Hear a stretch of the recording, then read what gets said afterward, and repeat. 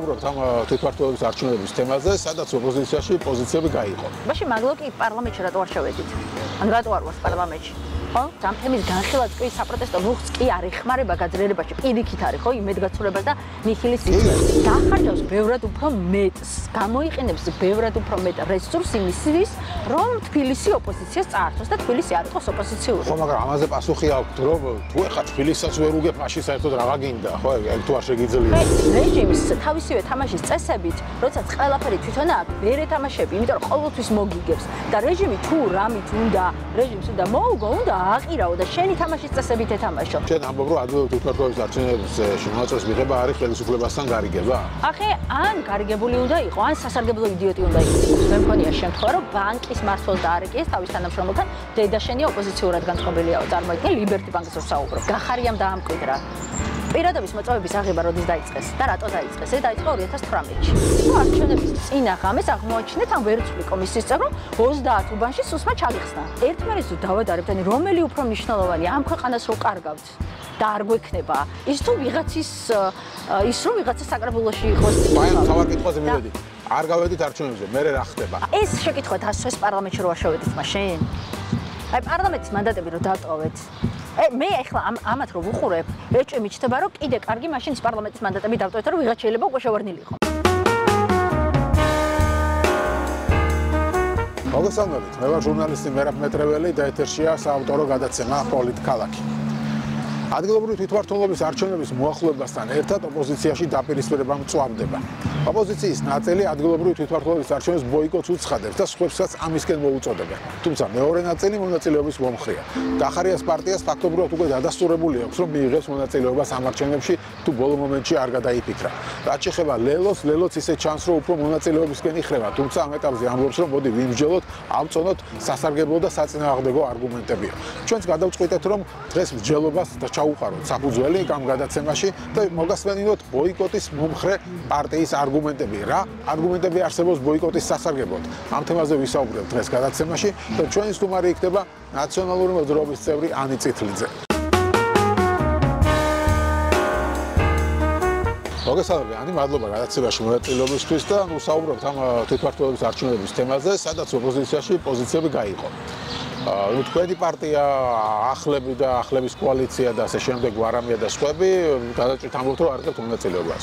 დახარია თითქმის გადაწყვეტილი აქვს, რომ იღებს მონაწილეობას, თუ ბოლო მომენტში რამე არ შეცვალა და ლელო ამბობს, რომ არ მიიღია ჯერ გადაწყვეტილება, მაგრამ თითქოს უფრო იხრება არჩევნებისკენ და ის ამბობს, რომ აი ოპოზიცია რატო არ შემოდის მსჯელობაში. მოდი ვიმსჯელოთ. და რა საჭირო იყო იანვარში რომ გამოვარდნენ და პირდაპირ რაღაც ფაქტის წინაშე დაგვეყანეთ. ჯერ გვემსჯელა, აგვეწონა პრო და კონტრა და შემდეგ მიგვიღო გადაწყვეტილება და რას უპასუხებდი ამაზე? მოგესალმებით, მე მიკურს ლელო რომ ამას ამბობს, რომ ამაზე მსჯელობა არ ყოფილაო, იმიტომ რომ როდესაც ჩვენ ამაზე მსჯელობა გავხსენით იანვარში, ლელო მაშინ იძახდა, რომ ეს სუსი შემოგდებული თემაა ადგილობრივი თვითმმართველობა, რა დროს ადგილობრივი თვითმმართველობის არჩევნებზე საუბარიაო. არა და მაშინაც როდესაც ამ თემაზე საუბარი ჩვენ საჯაროდ გავხსენით და მნიშვნელოვნად მივიჩნიეთ, რომ ოპოზიციურ ამომრჩევლს და განსაკუთრებით საპროტესტო ამომრჩევლს, რომელიც ქუჩაში დგას და იბრძვის, ცოდნოდა რა მოლაპარაკებები მიმდინარეობდა ამ ოპოზიციურ პარტიებს შორის, ხო? და მსჯელობა იყო, რა თქმა უნდა, არაგუწუხელი არის ლელო ამაში ნამდვილად და ერთ-ერთი შემიძლია გავიხსენო, რომელსაც ასევე მეც ვესწრებოდი ამ ადგილობრივი თვითმმართველობის ბოიკოტთან დაკავშირებით. ეს იყო ალბათ იანვარი თუ ფებრუარი, სადაც განხილვა მიმდინარეობდა იმაზე ადგილობრივი თვითმმართველობის არჩევნებში შევსულიყავით თუ არა და სადაც ჩემი პარტიის პოზიცია იყო ძალიან მკაფიო და ვამბობდით, რომ არ უნდა შევსულიყავით. ეს იყო გვარამიას პოზიციაც, მაგრამ იქ უკვე გახარიას და ლელოს შემხედვარე, სხვათა შორის სალომე ზურაბიშვილსაც მაშინ არ ჰქონდა ის პოზიცია, რაც ახლა აქვს. გასაგები იყო, რომ ვიღაცები იყვნენ, ვისაც ადგილობრივი თვითმმართველობის არჩევნებში შესვლა უნდოდა, თუმცა ამას ესე ხმამაღლა არ საუბრობდნენ. გახარია მაშინაც გამონაკლისი იყო, გახარია მაშინაც ამბობდა, რომ ადგილობრივი თვითმმართველობის არჩევნებში შესვლას აპირებდა, მაგრამ ლელოს ეთყობოდა, რომ ჯერ კიდევ რაღაცა ესეთი პირდაპირი პასუხი ამაზე არ ქონდა. და დღეს მე საუბრობენ საერთო კანდიდატებზე, რომ აი ბევრი ლელო და საუბრობს იმაზე, რომ საერთო კანდიდატები დაგვეყენებიაო და გუშინ მამუკა ხაზარაძემაც ეს თქვა, ხო? მათ შორის ამ საერთო კანდიდატებზეც იყო საუბარი. იმიტომ რომ ჩვენ ვამბობთ ნაციონალური მოძრაობა, რომ მიუხედავად იმისა, რომ ჩვენ ბოიკოტს ვემხრობი და კატეგორიული წინააღმდეგი ვართ შესვლის, თუ იქნება ისე, იმიტომ რომ ჩვენთვის ძალიან მნიშვნელოვანი იყო, რომ მოთხო ოპოზიციურ პარტიას შორის ერთობა ყოფილიყო ამ საკითხზე და განხეთქილება არ ყოფილიყო. ვამბობდით, რომ მაშინ თუ რაღაცა 0.1%-ით მაინც დავუშვებთ იმას, რომ ამ არჩევნებში მონაწილეობა მივიღოთ, ეს ერთადერთ შემთხვევაში შეიძლება იყოს შესაძლებელი, თუ საერთო ოპოზიციურ კანდიდატებზე იქნება საუბარი. თუმცა იქვე ვამატებდით, რომ ამ საარჩევნო პირობებში, რა პირობებიც ბიძინა ივანიშვილმა შექმნა, ამ პირობებშიც კი წარმოუდგენელი იყო, რომ ბიძინა ივანიშვილს თუ არ მოუნდებოდა ვინმესთვის რამე დაეთმო. აი ამ პოზიციითაც კი ადგილზე მერაბ ჩანდა, რომ გახარიას წარმოდგენილი ყავდა თავისი კანდიდატები და საერთოდ არ ითვალისწინებდა არანაირ საერთო ოპოზიციურ კანდიდატებს. ლელოსაც მაშინ ეთყობოდა, რომ არ იყო მაინდამაინც აღთვალებული ამ საერთო ოპოზიციური კანდიდატებით. ეს აი ამ შეხვედრებით იყო აბსოლუტურად ცხადი. ამიტომაც გაიხსნა მაშინ საჯაროდ ეს დისკუსია, რომ ჩვენთვის მნიშვნელოვანი იყო. ამბობდნენ საჯაროდ, რომ ჯერ ადრეო იანვარში ხაზარაძე ამბობდა ინტერვიუში, რომ გახურებული აქციები იყო და ამ დროს სასაჭირო იყო, რომ გამოვარდნენო და დაიწყესო ლაპარაკი, რომ ადგილობრივ თვითმმართველობის არჩევნებზე. ესო ხელისუფლების შემოგდებული თემა იყო. ხო, და დღეხლა ხო გამოჩნდა, რომ რეალურად ხელისუფლების შემოგდებული კი არა, თუ ეს საკითხი იდგა ადგილობრივი თვითმმართველობის და უდესმე უნდა განხილულიყო. ეხლა კი არა, როდესაც სამი თვეა. ზოგადად ოპოზიციური სპექტრის ნაწილს გონია, რომ არჩევნები არის არჩევნებამდე 2 თვით ადრე და 3 თვით ადრე კამპანიას რო იწყებენ და ესე არ არის არჩევნები. მით უმეტეს, როდესაც რეჟიმს ებრძვი და სისტემას ებრძვი და რუსულ რეჟიმს ებრძვი, რომელსაც ყველანაირი რესურსი აქვს, მინიმუმ 1 წლით ადრე მაინც უნდა იწყებდეს განსაკუთრებით ადგილობრივი თვითმმართველობისთვის, რომელიც ბევრად უფრო რთულია ვიდრე საპარლამენტო არჩევნები, იმიტომ რომ აქ ბევრად უფრო მეტი კანდიდატი გჭირდება და საერთოდ სხვა ფაქტორები შემოდის, მათ შორის პიროვნები, ხო? თუ არა თუ იანვარში იყო ამაზე ნაადრევი სუსი შემოგდებულს რო იძახდნენ, ამაზე ოპოზიციას უნდა დაიწყო მსჯელობა წაგებული, კი არა და წართმეული არჩევნებიდან მეორე დღესვე. რომ უკვე ვწოდნოდა რაშვრებით და თუ მაგალითად შედის ოპოზიცია რა თქმა უნდა, იმიტომ რომ 2 და 3 თვე ეს არის ეხლა ამაზე საერთოდ დაგვიანებული არის. ეხლა ივნისი, ფაქტობრივად ივნისის დასწრება. როგორც ჩვენ ამბობ, ერთ-ერთი თავი არგუმენტი, ვინც არჩევნებს შესვლას ემხრობა, რომ აი საერთო კანდიდატს დავაყენებთ, თბილისს წავართმევთ, ან დიდ ქალაქებს წავართმევთ, ესეც არ გამოდიოდა როგორც ვთქვი, ხო? საერთო კანდიდატებზე შეთანხმება ვერ ხდებოდა. ვერ ხერხდებოდა, იმიტომ რომ ნახეთ კიდე რო აქვსნა.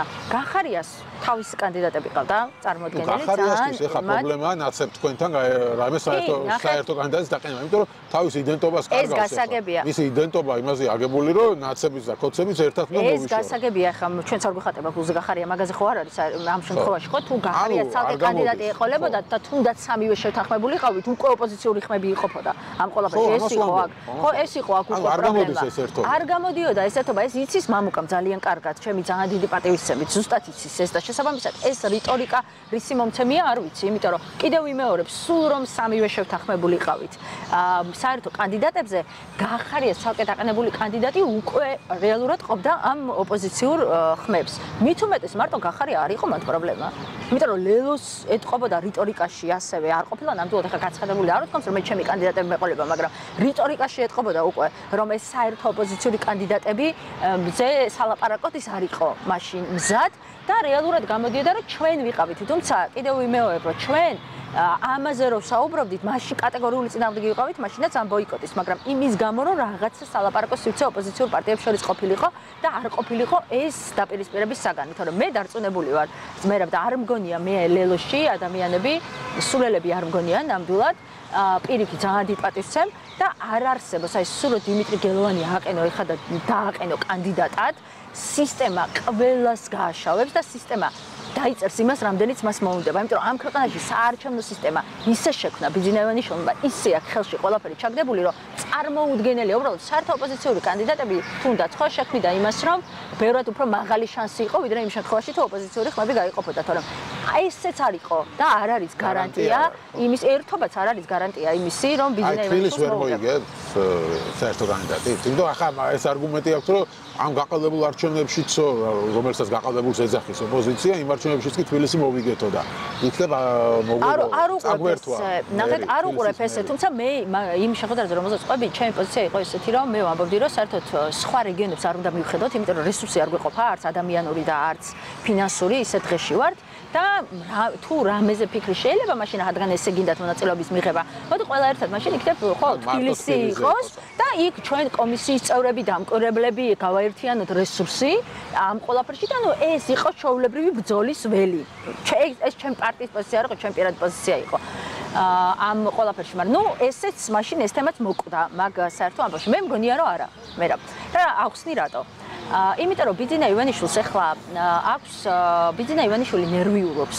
ხე ის რომ იქ ვიღაცა შეიძლება ახლა იდაოს იმაზე რომ რაღაც საპროტესტო მოძრაობა ისეთი არ არის წინააღმდეგობა როგორიც უნდა იყოს, მაგრამ ბიძინა ივანიშვილმა იცის ერთი რომ პირველი ის არის სანქცირებული და მან იცის რომ არაღიარების პირობებში ეს სანქციები აუცილებლად გაგრძელდება და ეს სანქციები და მის ფულს რო ეხებიან ეს არის ძალიან დიდი პრობლემა.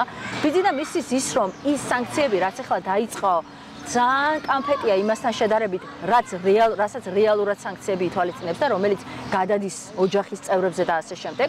და ბიძინა მიცის, რომ აი ამ სანქციებით ის შუა რგოლი, რომელზეც ის ახლა დგას, მათ შორის მოსამართლეების, მათ შორის პროკურორების და ასე შემდეგ, რომელსაც ეუბნება საუბარში, რომ იცი რა, თქვენამდე არ მოვა ეს სანქციები, ესე მე დაგიცავთ, მე დავალავგებ მანამდე ევროპელებთან და ამერიკელებთან. ვიცის, რომ თუ გაგრძელდა და თუ ამ ადამიანებს ახლა იქ მათ შორის ის ადამიანები, რომელზეც დგას რეჟიმი, ძალიან კარგად იციან და ფიქრობენ იმაზე, რომ ყველა საფლავში ბიძინას ვერ ჩაყვება. ახლა დასანქცირება ოჯახის წევრობის არავის არ უნდა, რომ შვილს საზღვარგარეთ ვერ გაუშვეს, ხო? ეს პრობლემა ბიძინას აქვს საერთაშორისოებთან და იცის, რომ აი ესე გაგრძელებით ეს კიდევ უფრო მეტად გაღრმავდება. და მეორე პრობლემა, ქვეყნის შიგნით, მიუხედავად იმისა, რომ რუსთაველზე რამდენი კაციც არ უნდა იდგეს, ბიძინა მიცის ერთი, რომ აი ეს გაბრაზება და საპროტესტო მუხტი საქართველოს მოქალაქეებში, რაც არის არსად არ წასულა და რომ ამან ერთ დღეს შეიძლება ისე იფეთქოს, რომ მისთვის უკონტროლო გახდეს ეს მოვლენები. ამიტომ რა ჭირდება?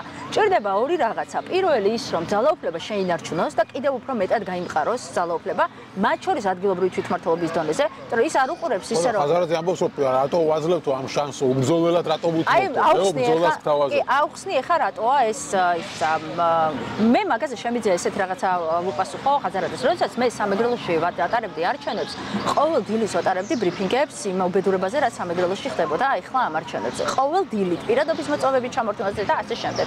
მე არ მახსოვს არც ერთი ბრიფინგი ლელოს ადგილობრივი ორგანიზაციიდან. პირიქით, როდესაც მე ჩემ შემდეგ ჟურნალისტები და საერთაშორისოები მიდიოდნენ გახარიას და ლელოს ადგილობრივ ოფისში, სხვადასხვა მათ შორის ახლებისაც, მარტო მაგათთან არა. და ეუბნებოდნენ რომ ასეთი ხდება ნაცებთან და თქვენ რატო არ აკეთებთ ამაზე კომენტარს ამ ყველაფერში იყვნენ ჩუმად და ბრძოლა თუ მაშინ სტრატეგია იყო ესეთაც ბევრი მიზეზი იყო ვერა ყველასთან სხვადასხვანაირი რა ვიღაცებს სტრატეგია ჰქონდათ ისეთი რომ პოზიტივზე უნდა ვილაპარაკო და არა ნეგატივზე და ამასობაში არჩევნებს მორჩნენ ბოლო 10 დღე ქართული ოცნება და ბოლო 10 დღე ვამბობდი რომ რა ვიცი უბედურება ხდებოდა უკვე მათ შორის ჩემს პარტიაში ვამბობდი და ბევრს ეგონა რომ ვაჭარბებდი, მაგრამ რეალობა ესეთი იყო საარჩევნო ველზე. ამიტომ ბრძოლა თუ სადმე იყო, გასამართი იქ იყო. ნახეთ, ბრძოლის გამართვაზე ამას კიდე ცალკე ახსნი, მაგრამ იმას დავასრულებ, ეხლა ბიძინა ივანიშვილს როგორ წარმოუდგენია ეს, რომ ბიძინა ივანიშვილს ჭირდება, რომ შედარებით მშვიდად იყოს და რაღაცნაირად ნორმალიზება მოახდინოს ამ პროცესების და ასევე საქართველოს მოქალაქეებს ანახოს, რომ ნახეთ, აი ოპოზიციაც კი შეეგუა უკვე ამ ყველაფერს. და აგერ არჩევნებში შემოვიდა ჩემი თამაში წესებით იმუშავა და თქვენ რა გაგიჟებთ ახლა ამ ყველაფერში და რატო ხართ ამ წინააღმდეგობაში ხო ეს მორალურადაც მოქმედებს თუ ოპოზიცია შეყვება არჩევნებში საპროტესტო მუხტი რაც არის შემორჩენილი იმასაც კლავს ფაქტობრივად ამით ეუბნება რომ სიტუაცია წავიდა ნორმალიზებისკენ იმიტომ ქუჩით არაფერი არ გამოვიდა და საერთაშორისო მეგობრებიც შეხედავენ რომ კრიზისი სრულდება საქართველოში საერთაშორისოები შეხედავენ და ყველაფერი ნორმალიზებისკენ რა თქმა უნდა ჯერ ხო საქართველოს მოქალაქეებს ამ ხალხს ვინც მაგლოკი პარლამენტში რატო არ შევედით? ან რატო არ ვარ პარლამენტში? ხო? თუ პარლამენტში არ ხარ, მაშინ ადგილობრივმა თვითმმართველობამ რა უნდა მოქცეს ისეთი, რომ აქ იმას გააძლიერო. ხო, რეალურად ეს ადგილობრივი თვითმმართველობის ამ თემის განხილვაც კი საპროტესტო მუხტს კი არ ეხმარება გაძლიერებაში. პირიქით არის, ხო, იმედგაცრუებას და ნიჰილის იწვევს. კი, სახელმწიფოებმა ყოველ დღე ამაზე ამით იწყებენ სიუჟეტს, რომ აი ოპოზიცია ერთმანეთს ჭამს, ვერ შეთანხმდა, ზოგს უნდა ადგილობრივში შესვლა, ზოგს არ უნდა და ასე შემდეგ. რა თქმა უნდა, იმიტომ რომ ეს არის მაგათთვის ახლა ნომერი მთავარი ორ რაღაცას შრებიან, მაგით თავის ამომრჩევლს ეუბნებიან, რომ ხედავ ადგილობრივი თვითმმართველობის არჩევნებში ესენი მაინც შემოდიან და ჩვენ გადავლახავთ ამ ლეგიტიმაციის კრიზისს, ამით ამას ამხდომით და მეორე ეუბნებიან და ნახეთ რა ბანძია ოპოზიცია ამ საკითხს კი ვერ შეთანხმდნენ ერთმანეთს ხოცავენ საარჩევნო და მაგის საბაბს ეს 4 ოპოზიციური პარტია რეალურად ამიტომ აძლევთ იმიტომ რომ ელემენტარულ რაღაცაზე იმაზე რა ისე ახსნაც კი ამდენ ენერგიას რო ხარჯავთ ამდენ ენერგია საპროტესტო მოძრაობის გაძლიერებაში რო დაგახარჯავ ბევრად უფრო უკეთესი იქნებოდა ხო ეხლა რა შეეხება საერთაშორისოებს საქართველოს მოქალაქეებს ხომას უკლავ ამ ნიჰიმას რა ქვია ნიჰილის იმიტომ რომ ეუბნები რომ მე რო 2 და 3 საკრებულოს წევრი უნდა შევიყვანო აი შენი ბრძოლა მაგ ყველაფერში არ მაინტერესებს ეხლა მეორე საერთაშორისოებთან საერთაშორისოები რას უყურებენ საერთაშორისოება არ აღიარეს სანქციებზე მუშაობენ და ეს სანქციები კიდევ უფრო მეტად გაძლიერდება, მაგრამ საერთაშორისოებით ცხადია, რომ ეძებენ რაღაცა გზებს, რომლითაც ეს კრიზისი უნდა დარეგულირდეს, ეს ვერ გაგრძელდება ყოველთვის ეს კრიზისი, ხო? ეხლა ბიზნესთან ქნის იდეალურ ვარიანტს თავისთვის. ეუბნება მე რას ვიზამდი ბიზნეს ადგილას, აი გეტყვი ნამდვილად. და როგორ გავიправებდი ამ ადგილობრივი თვითმმართველობის არჩევნებსაც. ის ახლა ბიზნესა ეუბნება ესეთ რაღაცას, რომ აი ნახეთ, იგივე ჩემი თამაშის წესებით, იგივე სისტემით, პოლიტპატიმრებით მათ შორის, იგივე CSGO-ით, იგივე SUS-ით, იგივე რაღაც. აღარ არის ადგილობრივი თვითმმართველობის არჩევნები, ხო? შემოვიდნენ ადგილობრივ თუ შევლია, ხო, შემოვიდნენ ადგილობრივი თვითმმართველობის არჩევნებზე, დაიდო 80-20-ზე, ეს არის ამათი რეიტინგი რეალურად. ეხლა საერთაშორისოებს ხო იქნებათ ორი კითხვა. ჯერ ერთი თუ მიიღე მონაწილეობა იმავე სისტემაზე დათანხმდი, არაფერი არ შეცვლა ბოლო არჩევნებიდან დღემდე, ხო, ამ იმაში გაუარესდა, თორე არაფერი არ გაუმჯობესებულა, მაშინ რა პრეტენზია გაქვს ხო ხელისუფლებასთან? ვერ გექნება მაშინ. ვერ იყო რომ რაღაცა გაგიყალბა, რაღაცა წაგართვა, იმიტომ რომ თავიდანვე ჩანდა რომ რაღაცა წაგართვდა და გააყალბებდა ამ ყველაფერში. ან მეორე მოგიწევდებიან გეტყვიან, მაშინ რატო შეხვედი? ხა თუ იმის იმედი არ ქონდა რომ ამ ყველაფერში შედეგს ვერ დადებდი და ვერ გაიმარჯვებდი, მაშინ რატო შეხვედი? და იქ არგუმენტი არ არსებობს შემსრულებისთვის. არანაირი არგუმენტი არ არსებობს და ბიზნესა ამ ყველაფერში თამაშობს რეალურად წაუგებელ თამაშს. იმიტომ რომ იცის რომ აი ამ სისტემებს ოპოზიციის გამოიყენებს ბოლომდე იმისთვის რომ ოპოზიცია აი ამ ელემენტარულ საკითხზე რასაც ყველა შეთანხმებული უნდა ვიყოთ რეალურად აჭიდაოს. და კიდევ რატო ვერ მოიგებს, რატო ვერ მოვიგებთო აი ეს მიდა კიდე ახსნა. აი ეგ არის საინტერესო რომ ხაზარას გუში კიდევ ერთხელ ამბობდა რომ მე ამბობ რომ თავაზობ მოზეს რომ ვიბრძოლოთ და არ დავუთმოთ და ჩვენი ხელით რატო უნდა დავუთმოთ ეს საგრებულები ვაჩუქოთ და ასე შემდეგ და მე ბიზნესა იტყვის რომ აი ბიზნესა ჩაატარებს ყოველგვარ გაყალბების გარეშე არჩევნებს და იტყვის საერთაშორისო ორგანიზაციებს რომ აი არანაირი გაყალბება, არანაირი ხმაური, არაფერი მშვიდად არ დაჭირდება, მაგას ეხლა თან მე ხშირად ვამბობ რომ ოპოზიციის დიდმა ნაწილმა არ იცის სად უყალბებს ბიზნესა მათ არჩევნებს და გონიათ მარტო არჩევნების დღე თქო. ახლა ბრძოლას რაც შეეხება ნაციონალურ მოძრაობას ვერავინ ვერ ასწავლის ბრძოლას 13 წლის განმავლობაში თუ ვინმე იბრძოდა და წინა ხაზზე იყო ეს იყო ნაციონალური მოძრაობა მაგრამ აქ უნდა ვიცოდეთ რეალურად ბრძოლა რა არის მე პირიქით ადგილობრივი თვითმმართველობის არჩევნების შესვლა და ბიზნეს გაправება ეხლა კომფორტია იმასთან შედარებით რომ წინააღმდეგობრივი მოძრაობა უნდა იყოს ამ ქვეყანაში ძლიერი და იმაზე უნდა მუშაობდეთ რომ წინააღმდეგობრივი მოძრაობა გაიზარდოს ეხლა იმ პირობებში როცა ბიზნესა ივანიშვილს ეშინია ძალაუფლების დაკარგვა აი როგორ წარმოუდგენია ვინმეს რომ ბიზნესს შეიძლება თბილისი დათმოს იმიტომ რომ თბილისს უთმობ უკვე ფაქტობრივად ამბობ რომ მე მივდივარ ეგ არის ხო ვერ მოიგებს ყველაფერს იზამს აი მე შემიძლია ეს არის ნახე ესე ახსნი ჯერ სისტემას ახსნი და მე ადგილობრივი თვითმმართველობის არის პირველი გულწრფელები რომ ვიყოთ ადგილობრივი თვითმმართველობის არჩევნები აბსოლუტურად განსხვავდება საპარლამენტო არჩევნებისგან ეს არის ორი საერთოდ სხვადასხვა რაღაცა ადგილობრივი თვითმმართველობის დროს საქართველოს მოქალაქეებში საერთოდ სხვა აზროვნება შემოდის და ახლა ვიტყვი რა აზროვნება შემოდის ადგილობრივი თვითმმართველობის არჩევნების დროს მოქალაქეები ამას არ უყურებენ რომ საპარლამენტო არჩევნებია და ამ ქვეყანაში რამე იცვლება. ხო, ხელისუფლება არ ხდება. არ იცვლება ხელისუფლება, იციან, ეხა იქ მერს, თერჯოლის მერი იქნება თუ ზუგდიდის თუ ხაშურის მერი იქნება, ხელისუფლება არ იცვლება. ხა წალენჯიხის მაგალითი ხო გვაქვს, ხო? ამ ყველაფერში ოპოზიციურია, მაგრამ თავს ქვეყანაში სხვა რაღაცა ხდება. ხო? შესაბამისად, საქართველოს იმ მოქალაქეებს, რომლებსაც უბედურება უნდა გაიარონ საარჩევნო ყუთამდე. ძალიან ხშირად, როდესაც მე ადგილობრივი თვითმმართველობის არჩევნებს ვატარებ და 13 წელია უკვე ვატარებ, მაგრამ ჩემთვის უთქვამთ ესეთი რაღაცა, მათ შორის ისეთ ადამიანებს, რომლებიც ოპოზიციის ამომრჩევლები ყოფილან, რომ აი რა გინდათ ახლა აქ ხო მაინც ადგილობრივი თვითმმართველობის არჩევნებია, არაფერს ერთ ზედა დონეზე არ წყვეტს. ეს არ ცვლის სუსს, არ ცვლის ჯსს, არ ცვლის ბიზნესს რეალურად, ხო? აი ეხა აქ საკრებულოს წევრი ვინ იქნება და მერი ვინ იქნება, როცა საერთო დონეზე რამე რატო უნდა შევაკვდე სუსს, რატო უნდა შევაკვდე პოლიციას, რატო უნდა შევაკვდე კანონიერ ქურდს. ეს შემოდის და ხე აი ეს აზროვნება შემოდის რეალურად, იმიტომ რომ ეს ამორჩეველი ისედაც დატერორებულია და ეს ამორჩეველი ხა რას უყურებს ვერავ, ეს ამორჩეველი უყურებს რომ 2024-ში შენ ვერ ქენი ვერაფერი და რეალურად ბიზნესს წაგართვა ეს არჩევნები ანუ რომ უყურებს ესე რომ არაფერი ცენტრალურ დონეზე არ იცვლება 2024 წლის არჩევნები და ეს იმედგაცრუება არის ოპოზიციურ ამორჩევლობაში ხო კიდევ ვერ დაიცავით მოგებული და კიდევ ბიზნესამ დაიწერა ის რაც უნდა ის ახლა უყურებს რომ ისევ ადგილობრივ თვითმმართველობაში შეცვლით რომელიც რეალურად არაფერს არ წყვეტს ცენტრალურ დონეზე. როდესაც მინიმალურია შანსი, რომ ბიძინამ ეს დათმოს, რატომ უნდა გაირთულოს? ანუ არ რეაქტიურებს ამომრჩეველს. რა თქმა უნდა, არ მივა საერთოდ და დარჩება სახლში. ეს ადგილობრივი თვითმმართველობის აქ საუბარი იყო, რომ აი თუ ავწევთ ამ კამპანიას, რომ მოდი თბილისი გამოვგლიჯოთ, შეიძლება თბილისელებმა იაქტიურონ. ეს არის, ეხლა რაც შეხება თბილისს. თბილისი არ დათროს. ჯერ თბილისში რო ოპოზიცია მოიგო, მე რომ გულწრფელი ვიყო ამ ყველაფერში, ბიძინას არ ქონდა ძირითადი აქცენტი თბილისზე გაკეთებული. იმიტომ რომ მას ის შედეგი რაც დაიწერა, ჭირდებოდა მთელი საქართველოს მასშტაბით. ამიტომ რაღაც განსაკუთრებული მობილიზაცია მას არ ქონია თბილისზე. ეხლა ის არის ესეთ მდგომარეობაში, რომ რეგიონებში რაც არ უნდა რთული იყოს ეს სასარგებლოდ უნდა ვთქვათ, რომ ფაქტობრივად ჩაწოლილია საპროტესტო მოძრაობა და მხოლოდ რამდენიმე ადამიანის იმაზე, იმიტომ რომ რეგიონები მათ ბოლომდე დაპრესილი ყავთ, სუსით და ასე შემდეგ. თბილისი არის ყველაზე დიდი საპროტესტო მუხტი, ხო? ის ეხლა ყველაფერს იზამს იმისთვის დაახარჯავს ბევრად უფრო მეტს, გამოიყენებს ბევრად უფრო მეტ რესურსს იმისთვის, რომ თბილისი ოპოზიციას წაართოს და თბილისი არ იყოს ოპოზიციური. ხო, მაგრამ ამაზე პასუხი აქვს, რომ თუ ეხლა თბილისსაც ვერ უგებ, მაშინ საერთოდ რაღა გინდა, ხო? ეგ თუ არ შეგიძლია. ის რომ ნორმალური არჩევნებით თავისი დაწერი როგორ წარმოუდგენიათ? აი ეს არის როგორი აი რაღაცა დილეტანტური კითხვა, რომ გონია რომ ეს ადამიანები არზე არ არიან საერთოდ ვისებწვიან. ანუ მაშინ პუტინთან რომ ისა რა ქვია, მოსკოვი ვერ მოიგოს, ვიღაცან დაახლოებით იგივე რაღაცას ამბობენ და ლუკაშენკოსთან ვერ მოიგოს კიდევ ვიღაცამ და თურქეთში ნახეთ, ეხლა სტამბულის მერმა რომ მოიგო და მერე რა მოუვიდა, ხო? ეს არ არის სწორი რეჟიმია. ამიტომ ვამბობ ჩვენ რომ რეჟიმთან ამას რო იძახიან რომ არჩევნებს ვერ მოუგებ, არჩევნები ამ ქვეყანაში არის გაუქმებული. რეჟიმი იმიტომ არის, რომ რეჟიმს თავისივე თამაშის წესებით, როდესაც ყველაფერი თვითონ აქვს, ვერ ეთამაშები, იმიტომ რომ ყოველთვის მოგიგებს და რეჟიმი თუ რამით უნდა, რეჟიმს უნდა მოუგო, უნდა აყირაო და შენი თამაშის წესებით ეთამაშო. და აქ რა არის?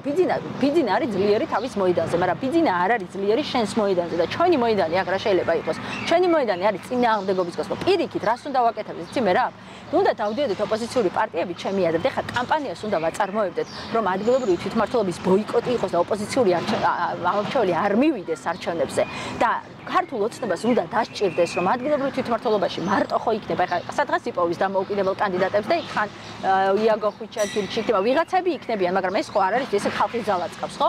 და ქართულ ოცნებას ისე უნდა გაუჭირდეს საკუთარი ამომრჩევლის მიყვანა, რომ დაორგანიზება დაჭირდეს ავტობუსებით და მარშრუტკებით ამ ხალხის საარჩევნო უბანთან მიყვანა. აი ეგ იქნებოდა ყველაზე სწორი. და აქტივობა იქნებოდა ძალიან დაბალი. რა თქმა უნდა, აქტივობა იქნებოდა ძალიან დაბალი, რომელიც საერთაშორისო დონეზეც და აქაც საქართველოს მოქალაქეებში კიდევ ერთხელ ანახებდა იმას, რომ ქართული ოცნების რეალურად რამდენი არის ქართული ოცნება და რამდენი შეუძლია. იმიტომ რომ ეს ამასთან ორი პლუსი ექნებოდა. ერთი ის, რომ ადგილობრივი თვითმმართველობის არჩევნებში კიდე დამატებითი არგუმენტაცია იქნებოდა მათი არალეგიტიმურობის, ეს დაბალი აქტივობა და მეორე წინააღმდეგობის მოძრაობა აი ამ აქტიური საარჩევნო ბოიკოტით კიდევ ჩემი აზრით აქტიური გახდებოდა კიდევ უფრო მეტად.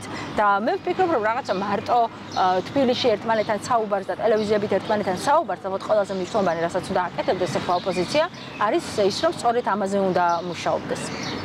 ხო, წეგან თქვი რომ აი რეჟიმი უნდა ავაყირავოთო და მაგას ამბობენ ისე რომ რანაირად არაფერი არ გამოდის. ხო, ხედავ საპროტესტო მოძრაობას ნელ-ნელა მინავლებისკენ მიდის და შესაბამისად გახარია მიკითხა რომ აი ბოიკოტი თუ გამოუცხადეთო მე რა ხდება? ანუ მე რა გეგმა გაქვთო მაშინ ამა? ეს არ არის, ეს არის ძალიან რბილად რო ვთქვათ, არასწორი შეკითხვა. ანუ რას ნიშნავს, რომ ჯერითი რაღაცა ერთიანი პასუხი ამაზე როგორ დავამარცხოთ დიქტატორი არ არსებობს. სწორედ ჩვენამდე სხვა ქვეყანაში ეშოლებოდათ. ეს ერთი. მეორე, ბრძოლით, მაგრამ არა ხელისუფლებასთან გარიგებაში შესვლით. იმიტომ რომ მე არ ვიცი სხვა მაგას რა ამას რა დავარქვა ნამდვილად. იმიტომ რომ მე გარიგებაში მე არ ვამბობ. ანუ შენ ამბობ რომ ადგილობრივი თვითმმართველობის არჩევნებში მონაწილეობის მიღება არის ხელისუფლებასთან გარიგება? ახე ან გარიგებული უნდა იყოს, ან სასარგებლო იდიოტი უნდა იყოს. სხვა გამოსავალი მათ სხვა არ არსებობს უბრალოდ სხვა ვარიანტი.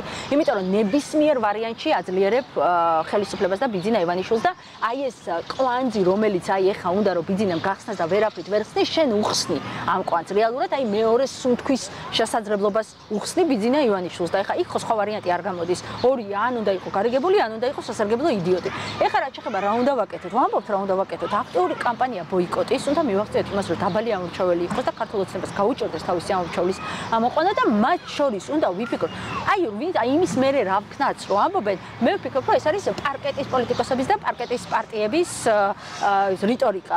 ხალხთან უნდა იმუშაონ. ისე კი არა, საარჩევნოდ რომ მუშაობდნენ, სოფლებს რო გადაიღებდნენ, რეგიონებში ჩავიდოდნენ და მერე ჩამოვიდოდნენ. არა, საქართველოში საპროტესტო მოძრაობას ნახე, რუსთაველზე რამდენი დგას, საერთოდ არანაირი მნიშვნელობა არ აქვს. ფაქტი ხო ის არის, რომ საქართველოს, რა ვიცი, უახლეს ისტორიაში, აი ამდენი ხნის განმავლობაში, რომ ამდენი დღე რუსთაველზე ხალხი მდგარიყო არ ყოფილა, ბიძინას პირობებში არ ყოფილა მით უმეტეს, ხო? ის საპროტესტო მუხტი თბილისელებში და საქართველოს მოქალაქეებში ხო არის და არსად ხო არ წასულა. უბრალოდ მომენტი, საერთოდ ოპოზიციური პარტიების თავარი ამბავი ის უნდა იყოს, რომ აი ის მომენტი უნდა შეექმნას, როდესაც ისევ გამოვა ეს ხალხი და დაიცავს თავისი ქვეყნის უკეთეს მომავალს, ხო?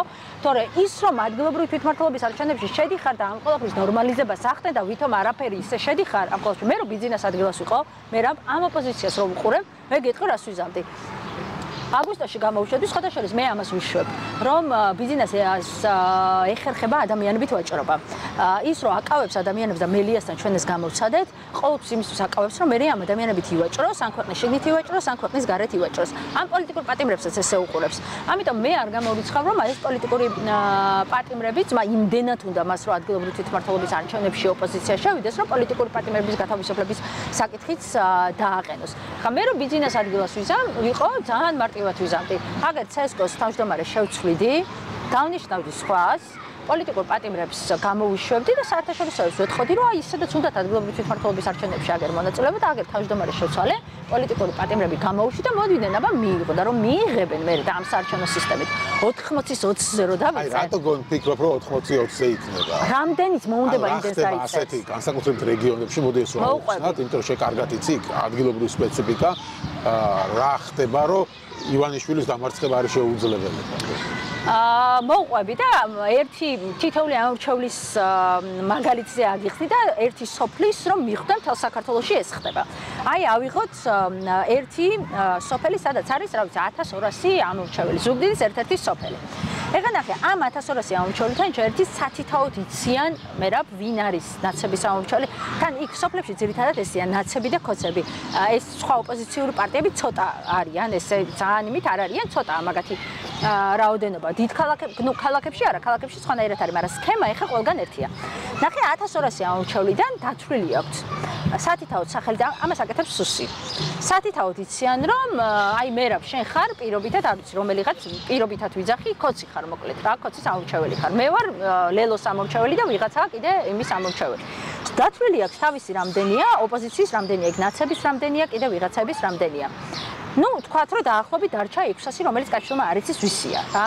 ვინ არიან ეს ადამიანები შეფრთხილად? თავიანთ ამორჩეველს ხადი არ ეხებიან, ნაცების ამორჩეველს ესე უყურებენ, თუ დაჭირდებათ მოიქცევიან სხვანაირად. ვინ შეიძლება იყოს ეს 600 ამორჩეველი? ნახე. ეს 600 ამორჩეველი შეიძლება იყოს არაქოცი, მაგრამ ისეთი, ვინც მუშაობს საჯარო სამსახურში და ესეთი ბევრს ყავს. ან ისეთი, ვინც მუშაობს პოლიციაში, ან ისეთი, ვინც მუშაობს ბაღის აღმზრდელია, ან სკოლის მასწავლებელი, ან არა, ბანკში მუშაობს. მე მქონია შემთხვევა, რომ ბანკის მმართველს დაარეკიეს თავის თანამშრომელთან, დედაშენი ოპოზიციურად განწყობილიაო, წარმოიდგინე ლიბერტი ბანკის რო საუბრობ. ანუ და ეს სათითაოდ დაამუშავებენ ამას და იქ სადაც სოციალურად დაუცველია, მაგალითად ანაწილიძე რო სოციალურად დაუცველია, იქ ამუშავებენ სოციალურ სააგენტოს, რომელიც მიდის და ეუბნება, რომ თუ არ ამოხაზავ 41-ს, ესეთ შემთხვევაში დაკარგავს სოციალურ. ანუ სოციალურად დაუცველი რა 700.000 მთელ საქართველოში. ეხლა გეტყვი, ყველა ჯიბეში უგზით ეს. ეხლა კიდე გეტყვი, მის გარდა თან ნახე რა შრებია, სხვათა შორის ეს გახარიამ დაამკვიდრა. პირადობის მოწვევების აღება როდის დაიწყეს და რატო დაიწყეს? ეს დაიწყო 2018-ში. მეორე ტურში საპრეზიდენტოს დროს. და იცი რატო? იმიტომ რომ ბერს რო გადაუხადეს და ბერმა რო გადააგდო და ოპოზიციას მისცა პირველ ტურში ხმა. მე თავი რო დაეზღვიათ, რომ ვისაც ფული მისცეს რო არ წასულიყო. იმად გამოარჩეს პირადობები, ეს გახარიას მის იყო სიახლე მაშინ და მე დაამაც ისა რომ კარგად განავრცეს. ნახე, მიდის სოციალური და ეუბნება, რომ შენ სოციალური გაქვს და მე თუ ეს ეჭვებათ, რომ ქოცის ამორჩეველი არის, ართმევენ პირადობას.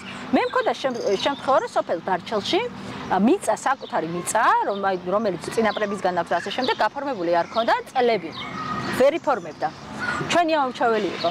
და მივიდა სოფლის მეურნეობის სამინისტრო იუსტიციასთან ერთად ამ კაცს გაუგზავნეს უბრალოდ ქართული ოცნების შტაბში დაიბარეს და უთხრეს რომ შენ ვიცი რომ წლებია ამის პრობლემა გაქვს მიწის გაფორმების და მოდი ხა გაგიფორმებ თქო შენთან ერთად ხა ვიცით რომ ნაცი ხარ და ოპოზიციის ამორჩეველი ხარო მაგრამ იმას კი არ გეუბნებით ჩვენ არ მოგცეო ხმა უბრალოდ არ მიხვიდე არჩევნებს არ წახვიდე და შენი 4 ოჯახის წევრი ეს ხოთა შორის მინდა გითხრათ რომ ჩვენ ჩავწერეთ და უთოდებს მივეცით ეს მოვიდა და გვითხრა ვინც არ გითხრათ მაგრამ ვინც არ გვითხრა იმამე სოფელში ვიცი ვინც გაჩერდა და არ წავიდა აი მარტო მიწის გაფორმების ამბავი და მარტო ეს რო გითხრათ იმის გარდა გემახსოვრებათ თქვენ რომ ესეთი პროგრამა დაანონსეს ამათ სოციალურთა დასაქმების პროგრამა სოფლებში ღარიბაშვილმა და 40000 რო თქვეს რომ 40000 ახალი სამუშაო ადგილი უნდა შევქმნათ ეხლა რა გააკეთეს სოფლებში სოფლებში ადამიანები რომლებიც უბრალოდ ბირჟაზე დგანან და არაფერს არ აკეთებენ საერთოდ ამათ უთხრეს რომ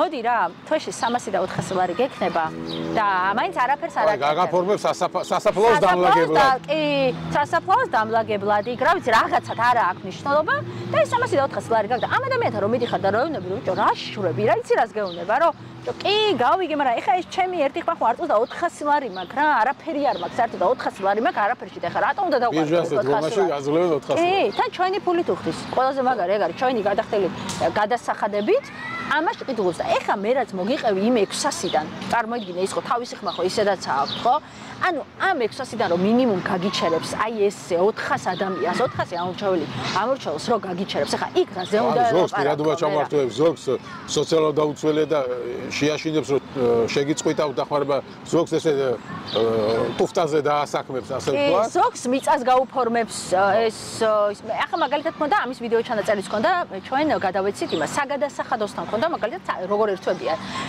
ესე რაღაც მცირე ბიზნესი აქვს ზუგდიდში ერთ-ერთი ადამიანია რაღაცა უნდა განებაჟებია საქონელი 4000 ლარის ღირებულების ვერა და ადამიანს არ განუბაჟეს და გაოგნებული იყო აი რატო ეს არ ყოფილა ჩვენი აქტიური მხარდაჭერი არ ყოფილა ეს ადამიანი საგადასახადოში დაიბარეს და უთხრეს რომ ისო რა ქვია იცი რაო გაგიფორმებთო ოღონდ ერთი თხოვნა გვაქვს რა შენ სამეზობლოშიო 15 ნაციო შენ რო ნაცი ხარ ვიცითო 15 ნაცის პირადობა მოგვიტანეო და ამ ტიპა უთხოვ რანაირადო ჩვეულებრივ ჩვენ მოგცემთ სახელ და გვარებსო და განგიბაჟოთ პრობლემა არ გიქნებათო ესეც ჩავწერეთ ჩვენ ეგ საგადასახადოს ტიპი ჩავწერეთ და ეუთაოდირს მივეცით წარმოიდგინეთ ეს იმიტომ სხვა გზა არ ქონდა ესე რო არ ჩაგვეწერა ვერ ვამტკიცებდით მაგაზე ჩუმად ჩავწერეთ იმიტომ რომ ეუთაოდირთანაც ვერ ვამტკიცებთ ახლა ამ საერთაშორისოებსაც ხო ჭირდებათ ეს ყველაფერი ხო და უთხარი რომ კაი თქო 15 პირადობა მივატანიეთ ჩვენ მე რა ავაგროვეთ ეს პირადობები ოღონდ გავუკეთეთ ესე რომ ამ 15-დან 4 არ იყო 4 იყო ქართული ოცნების ამორჩეველი ამ ვიდეოში ყველაფერი ჩანს რომელიც მეცით დაუთოვდეს და ესე ხო დაალაგა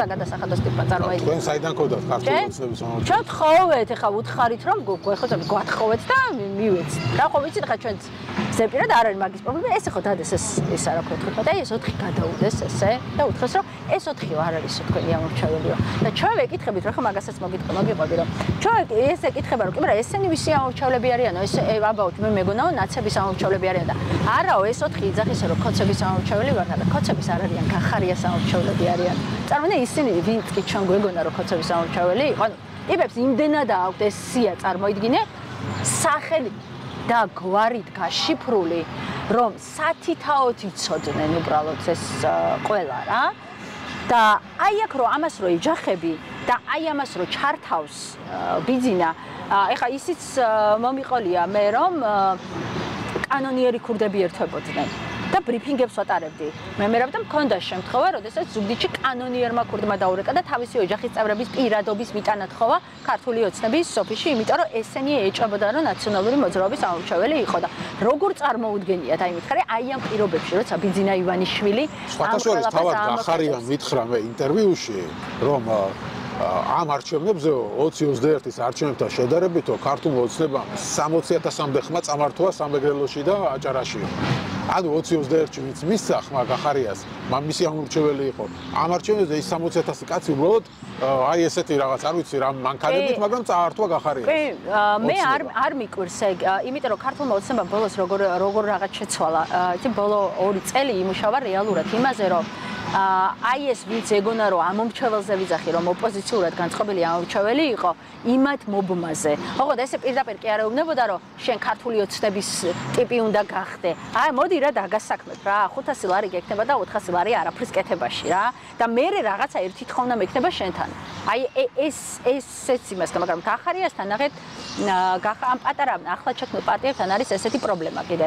ჯერ ჩვენ ახლა ამდენი წლის პარტია ვართ, ხელისუფლებიდან დაწყებული გვაქვს პარტიული ინფრასტრუქტურა და ოპოზიციაში და ჩვენ ვერ ვახერხებთ იმას, რომ ხშირ შემთხვევაში მართლა 100%-ით ესეთი გაკრისტალებული ყავდეს კომისიის წევრებიც და კანდიდატებიც და ამბებიც. ხო, ჩვენც გვაქვს ხოლმე ეს ხანდახან ჩეპები ისეთი, რომ აი რა ვიცი, მაგრამ ამ ახალ პარტიებთან ხშირ შემთხვევაში ძალიან ბევრი ყავთ, ეხლა რეგიონულ დონეზე მე ძალიან ბევრს ვიცნობ და ძალიან ბევრი ყავთ ისეთი, ვინც წინასწარ ყავს ხოლმე სუს მაგათან იმისთვის რომ მე ნებისმიერ დროს როცა რა თქმა უნდა განსაკუთრებით ეხლა კომისიებში ჩვენც კი გვიჭირდა ნაციონალურ მოძრაობას კომისიის წევრების ეხლა ნახეთ კომისიის წევრები 3000 უბანზე დააკომპლექტდა და ყველა სანდო იპოვა მე რეთა როგორ არის მე მქონია შემთხვევა რომ ზუგდიდის 107 უბანზე რამე კომისიის წევრები ყავს მე რა დაატრენინგე ისრომი ამ ხალხს ასწავლე და უცებ აღმოჩნდა რომ არჩევნების წინა ღამეს აღმოაჩინეთ ამ ვერცხლი კომისიის წევრო 30 უბანში სუსმა ჩაგიხსნა კომისიის წევრი ხა როგორია? ქონია ეგეთი.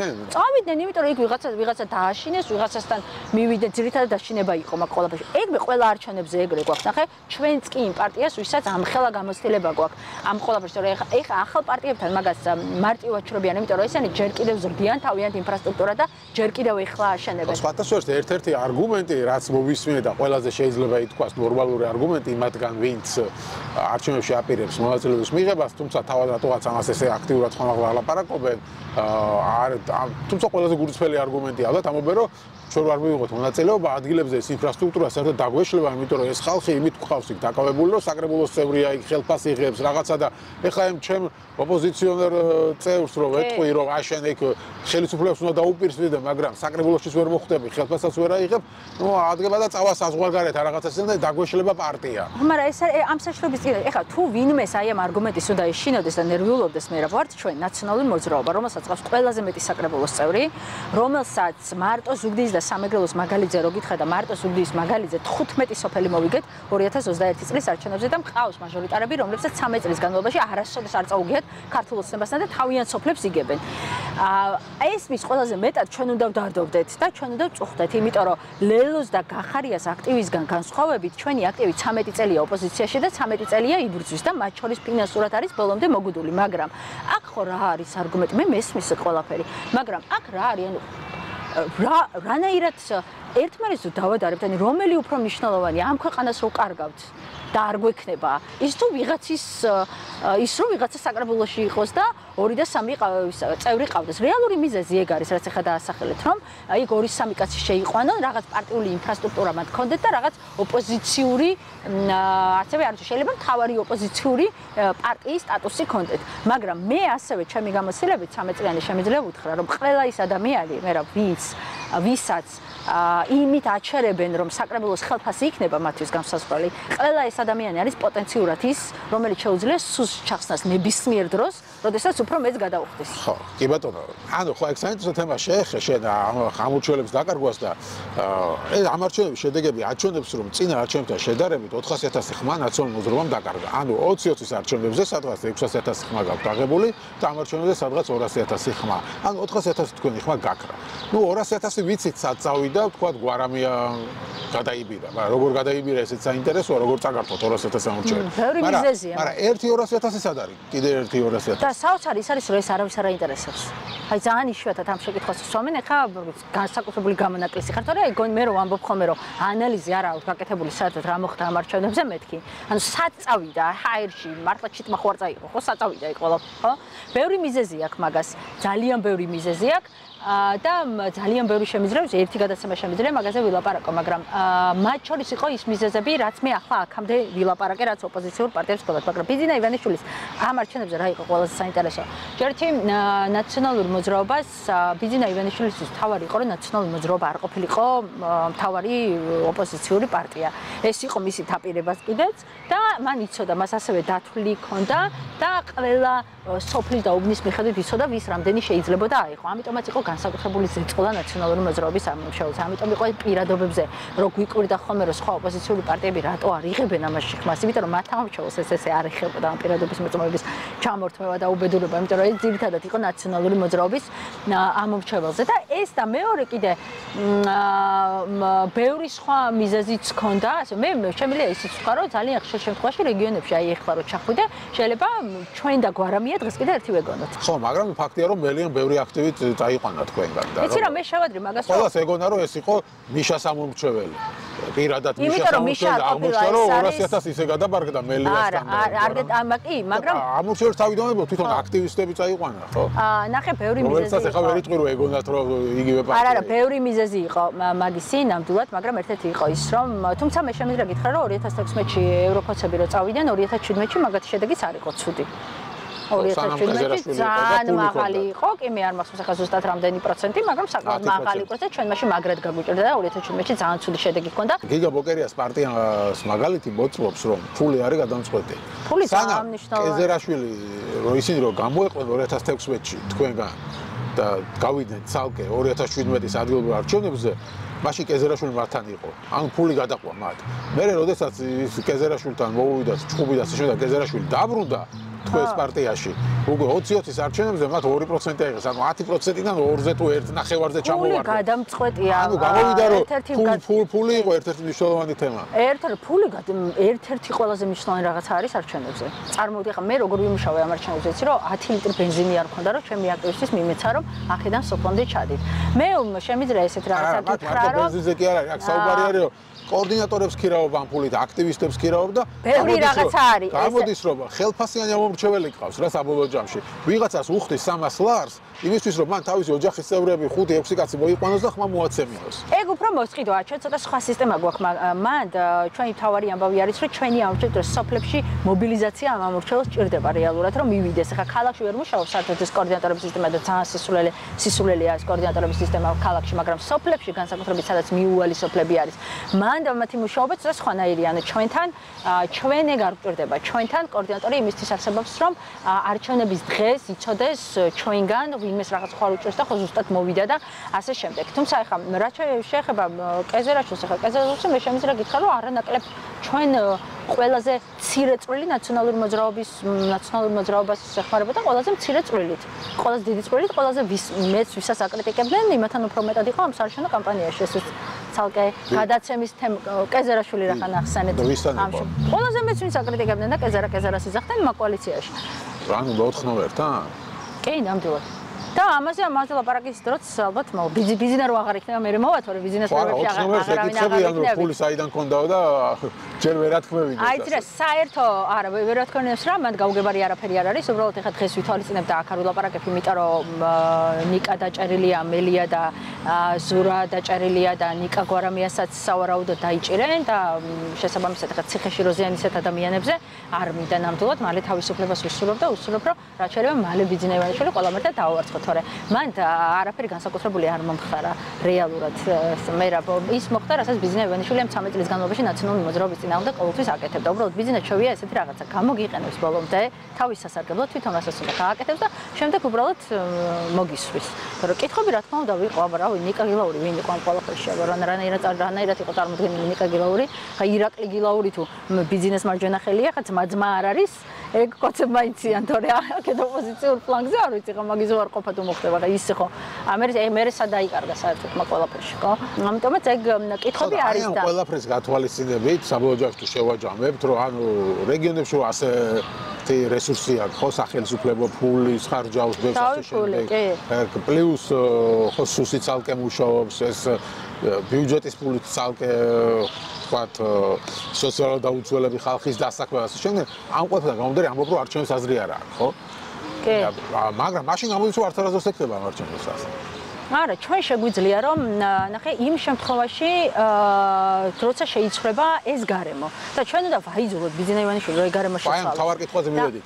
არ გავედით არჩევნებზე, მე რა ხდება? ანუ მაგალითად კითხულობენ ისინი რომ თუ ასეთი ვითარება არ გადიხარ არჩევნებზე, ორი გზა არის, ან არჩევნი ან რევოლუცია და რევოლუციის თავი გააქვთ ვიღაცებმა დასვეს ეს შეკითხვა. ეხლა ნახე, ეს შეკითხვა დასვეს პარლამენტში რო არ შევედით მაშინ? აი პარლამენტის მანდატები რო დატოვეთ. მე ეხლა ამათ რო ვუყურებ, ეჭვი მიჩნდება რომ კიდე კარგი მაშინ ის პარლამენტის მანდატები დავტოვეთ რომ ვიღაც შეიძლება უკვე შევარდნილი იყო მანდ რა. ანუ ეგ რა შეკითხვა არის საერთოდ?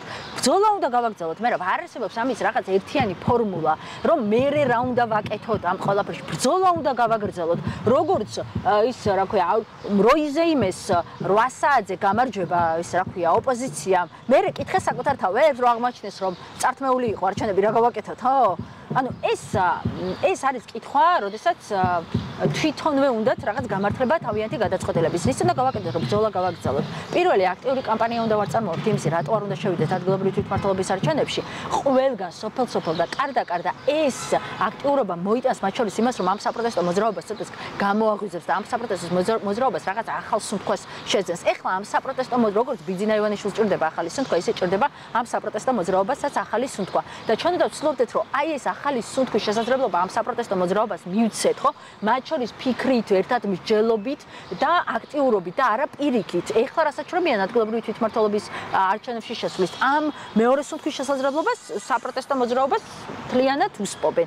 ამიტომ თუ ვიქნებით აი ამ საკითხში თანმიმდევრულები, თუ არ გწავალთ რეალურად კომპრომისზე, 20-ის ბოიკოტმა ხო ეს გამოაჩინა, აი გახარია სკრინები რომ გამოიწვია, ეხლა ჩანდა რომ რეალურად მართლა ნერვიულობდნენ 20-ის ბოიკოტის დროს და მელიას დაჭერა და მისმა გათავისუფლებამ და ვიღაცების პარლამენტში შესვლამ, მაშინ უშუალოდ რომ რეალურად ხო კრიზისი ქონდათ, ხო? მაგ ყველაფერში. ამიტომაც თუმცა ეხლა 20-24-ის ბოიკოტმაზე პარლამენტში აღშესვლაზე აღარ ინერვიულებს პირიქით გაგიუქმეს. მე ვამბობდი ვიღაცებს წარმოედგინეთ ძალიან მეცნებოდა ხოლმე რომ არ გაუქმებდა. აი ზუსტად ვიცოდი რომ გაუქმებდა. შეცვალა ოცნებას ამოკიდებულება. იმიტომ რომ ოცნებას არა, ეგ სხვა იყო, ნახე, მაშინ ჰაირი ვიჭირდებოდა პარლამენტში შესვლა. ეხლა მაგას ჩვენ პარლამენტში არაფერს შევჭირდებოდით. საერთოდ არაფერს შეჭირდებოდა პარლამენტში ვიქნებით თუ არა. მაგრამ ეხლა როდესაც ამ ყველაფერში გაიჭედა და ის ასეთ სიმძაფრეს არ ელოდა არც საერთაშორისო დონეზე და იმიტომ რომ როგორ ელაპარაკება ხა ამერიკელებს ხო ნახე რომ იქ ხო ელაპარაკებეთო დიქტატორებს გასა მე დამელაპარაკეთო რა ვიღაცებს ხო ელაპარაკებით მანდო შესაბამისად ეხლა აქ მაგას ის რომ მისთვის სასწრაფოდ მნიშვნელოვანია ადგილობრივი თვითმმართველობის არჩევნებში შესვლა პარლამენტში ხა რატო არ გაგვიუქმებდა იმიტომ რომ პარლამენტში არ ყოფნით ფაქტობრივად ყველა რესურსი დაკარგა ყველა პოლიტიკურმა პარტიამ ეხა ხო არავინ არ სახელმწიფო დაფინანსება არ არის და ხა ეს დაფინანსებლები როგორ არიან ხოლმე ჯერ ხო ისედაც ეშინია და მე საარჩევნოდ გამოჩნდებიან რომ სიებში ადგილები ქონდათ რომ მანამდე დაფინანსებელი ხალხურ პოლიტიკაში ამბავია მე მოდიან რომ რაღაც სიაში ადგილი უნდათ მაგიტომ აფინანსებენ და ბევრი დაკარგა ხო პოლიტიკურმა პარტიამ მაგრამ მოიტანა მაგ ბოიკოტმა ის რომ ლეგიტიმაცია პარლამენტს არ აქვს ეხლა ბიზნეს თუ იმას შეუქმნით რომ ადგილობრივი თვითმმართველობის არჩევნებზე სადაც ყველაზე მეტად არ უნდა რომ მარტო დაჩეს სადაც 100-ჯერ მეტი პრობლემა იქნება მისთვის ეს ყველაფერი შემდეგ საერთაშორისოებთან ილაპარაკოს იმას შეუქმნით რომ აი ამ მეორე სუნთქვას გაუხსნით ეს იქნება ძალიან დიდი შეცდომა და მე ვფიქრობ რომ მე ამჩაულთან ყველამ თავისი ფასი უნდა გადაიხადოს ამ გადაწყვეტილებას. ანუ ვფიქრობ რომ ლელო და გახარია თუ წავლენ არჩევნებზე ისინი დაზარალდებიან. ამით მე ვფიქრობ რომ ნახე მე რო რეაქციებს რო ვაკვირდები ისეთი ადამიანებიც კი ვინც ბოლო არჩევნებზე ლელოს ხმა მისცეს ის ადამიანები ლელოს აქტიური ხო არის რუსთაველზე. აბა რა განწყობა აქვს? ეხა მამუკას სტატუსზე კომენტარები რო ვნახე, 5 კომენტარი არ ყოფილა დადებითი რომ არჩევნებში შედით. უმრავლესობა ვინებდა რომ ხმა მოგიცით და მაგას თუ იზამთ მომავალ არჩევნებზე არ მოგცემთ. ხმასო რა თქმა უნდა, იმიტომ რომ საპროტესტო ელექტორატში არიან ლელოს ამომრჩევლები. რატო უნდათ მაშინ ასე მონაწილეობის მიღება? თუ ასე დაზარალდებიან. მე მგონია რომ ძალიან ვიწრო პარტიულად და ხო თქვი ორი რაღაცა. პირველი არ მგონია, ანუ გარიგებაში არ მგონია ნამდვილად. მეორე არის ძალიან ვიწრო პარტიული გონიათ რომ აი ამით ამ თავიანთ რაიონულ ორგანიზაციებში ვიღაცების ხელფასებს შეინარჩუნებენ. თან ასევე აღნიშნავ რომ ჩემი პატივისცემის მიუხედავად ამ მათი აქტივი რეგიონებში იცით როგორია, ხა ვიცი დიდი ნაწილი და ესენი არ არიან ნაციონალური მოძრაობა, რომელიც 13 წელია ყველაფრის გარეშე იბრძვიან. ესენი არიან ყოფილი კოცები, რომლებიც აი 2 წლის წინ შეიძლება კოცები იყვნენ და თანამდებობაზე იყვნენ. ასევე ყოფილი კოცურად განწყობილი ადამიანები, რომლებიცაც მნიშვნელოვანია რაღაცა სტატუსი და ფინანსური რესურსი იმისთვის, რომ ამ ბრძოლაში იყვნენ და ამ ფინანსური რესურსის და სტატუსის გარეშე ისინი უბრალოდ ვერ იქნებიან. ამიტომაც გონიათ, რომ ალბათ ამას დაკარგავენ, მაგრამ კიდევ ვიმეორებ, რომ მე საკუთარი გამოცდილებით შემიძლია ვთქვა, რომ ნებისმიერი ესეთი ადამიანი თუ ესე უყურებენ, რომ აი ხელფასის გამო შეიძლება პარტიიდან და ამ ბრძოლიდან გავიდეს, ის ჯობია რომ ეხლა გავიდეს, ვიდრე ყველაზე მნიშვნელოვან დროს სუსმა გაუწიოს, იმიტომ რომ ყოველთვის როცა სუსი გადაუხდის უფრო მეტს, ისინი არჩევენ იქ, სადაც უფრო მეტს გადაუხდიან. გასაგებია. მადლობა დიდი. მადლობა.